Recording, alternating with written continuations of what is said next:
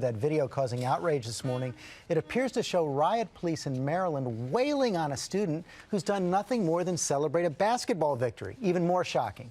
Before this video surfaced, police claim the student had attacked them. That all has the FBI's attention, and Pierre Thomas has more. March 3rd, near the University of Maryland's campus, just after a big basketball win over Duke. Students break out in the streets to celebrate, with some getting rowdy, pulling down signs as one of them tapes this video. Watch what happens when this student, who at first is doing a silly dance, apparently gets too close to this mounted officer.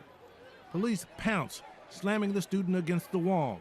You can hear the sound of the batons hitting as the police deliver blow after blow on 21-year-old John McKenna. Justifiable force, or was this excessive and unprovoked beating? Here's what the police said happened. They charged McKenna with disorderly conduct and assault. The police report said McKenna struck officers and their horses, causing minor injuries. McKenna, police said, was kicked by the horses and sustained minor injuries. None of this is evident on the tape. The student who shot the video requested to remain anonymous. Watch again. You never see McKenna hit anyone, and you don't see the horse injure McKenna. This is my own flesh and blood getting whacked there. It was a pretty moving moment.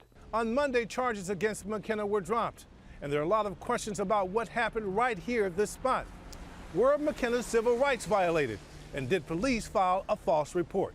This kid would have been charged with assault on a police officer, which is a felony. His career, by virtue of that arrest, would have been over. Police are vowing to conduct a thorough probe. So far, we have suspended one of the officers involved in the incident, and we expect some additional suspensions. The videotape doesn't lie. For Good Morning America, Pierre Thomas, Prince George's County, Maryland. And joining us live now from Riverdale, Maryland, is John McKenna's attorney, Chris Griffiths. Good morning, Mr. Griffiths. Good morning. You know, I've got the charging statement here. It says that your client suffered only minor injuries, and he actually refused treatment when he went to the hospital. How badly was he hurt, and how's he doing today? Well, he was, as you can see from the video, he was struck several times in the head. He received he lost consciousness. He received a concussion. He had a laceration to the top of his head, which required about 8 staples.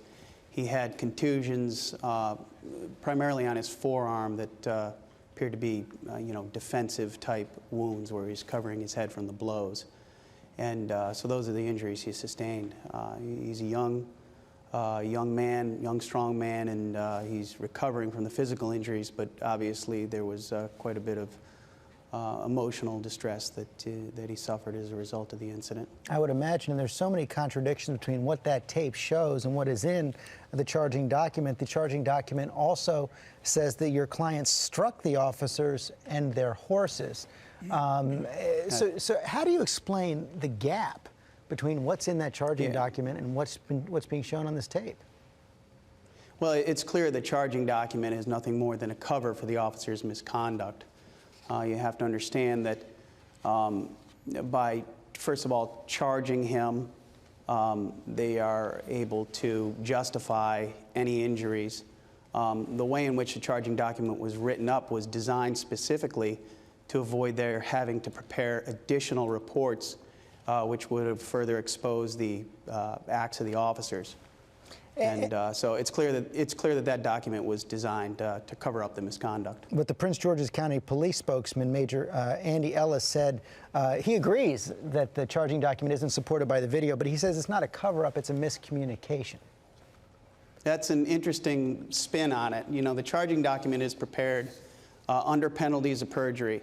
The officer who prepared the document is an experienced, what they call a special assignment team officer.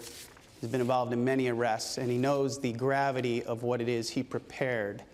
And so to say that there was a miscommunication, I think, is a real, really just furthers the cover-up here. You say, excuse me for a second, you say the police also told your client not to mention that he was treated by emergency medical technicians on the scene?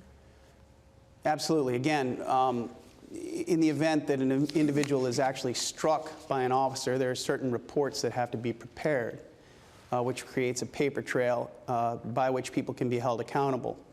On the way to the hospital, Mr. McKenna had been provided at the scene some medical care by EMTs. He had a bandage on his head.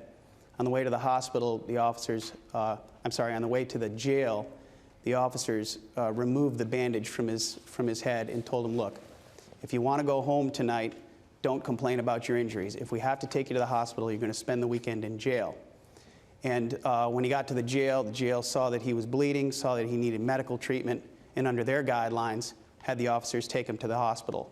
Again, this was an attempt to, if they didn't have to provide him with medical treatment, then they wouldn't have to prepare the reports that explained how he got his injuries. That sounds outrageous. We're just about out of time. Just one final question. We now know the FBI is investigating to see if a felony was committed. Will your client also be filing a lawsuit against the police department and these officers?